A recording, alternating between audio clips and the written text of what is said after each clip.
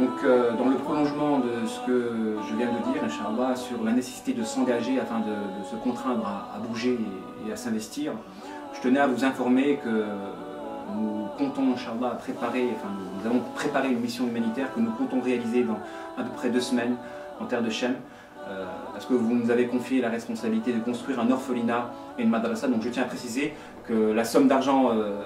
ne provient pas de nous, mais elle provient de généreux donateurs, et que nous sommes en quelque sorte responsables de réaliser cette mission-là, pour laquelle vous nous avez accordé, Inch'Allah, votre confiance. Donc nous comptons, Inch'Allah, partir dans à peu près 2 semaines, afin de construire un orphelinat et une madrasa pour les enfants orphelins victimes de cette guerre injuste en Syrie. Je tiens à préciser qu'il y a beaucoup d'associations humanitaires qui œuvrent ici et là, de par le monde, et beaucoup de ces organisations-là ne s'attaquent pas à la source du mal. Parce que si à l'heure d'aujourd'hui il y a de la souffrance dans le monde, il y a de l'injustice et des inégalités qui font que certaines personnes meurent de faim, etc., etc., tout ceci est dû à une mauvaise gouvernance de la planète. Et dans le Chem se trouve une ville qui est la capitale du monde, c'est Jérusalem. Changer les choses dans le Chem, c'est changer les choses dans le monde. Et c'est pourquoi l'association Hayat accorde une très grande importance à cette région-là. Et nous savons que si nous concentrons notre attention et nos efforts dans cette région-là, nous remédions parallèlement à tous les problèmes que peuvent rencontrer les hommes de cette terre. Changer les choses au Chem, c'est changer les choses dans le monde. Et c'est pourquoi nous concentrons notre attention et nos efforts dans cette région-là, en essayant de travailler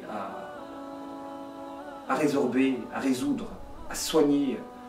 cette région-là des injustices qui font qu'à l'heure d'aujourd'hui, la terre est gouvernée par des personnes injustes qui, des conséquences de leur égocentrisme, des conséquences de leur individualisme, des conséquences de la recherche de la réalisation de leur intérêt personnel, sont en quelque sorte des causateurs du désordre, de la corruption et du versement du sang sur terre. Donc c'est pourquoi, Inch'Allah, je vous invite à invoquer Allah subhanahu wa ta'ala de nous permettre de réaliser et de mener à bien cette mission-là, et afin que l'on puisse vous revenir et vous faire un bilan de nos activités, parce que la mission risque de durer 1 mois, 2 mois, 3 mois, de vous faire un bilan de nos activités, Inch'Allah, dans cette terre où il y a vraiment beaucoup de risques, puisqu'il y a énormément de bombardements, etc. Afin que l'on puisse justement vous revenir et vous faire un bilan de nos activités,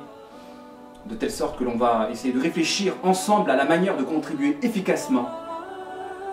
à changer les choses au Chem, dans un premier temps, et à changer les choses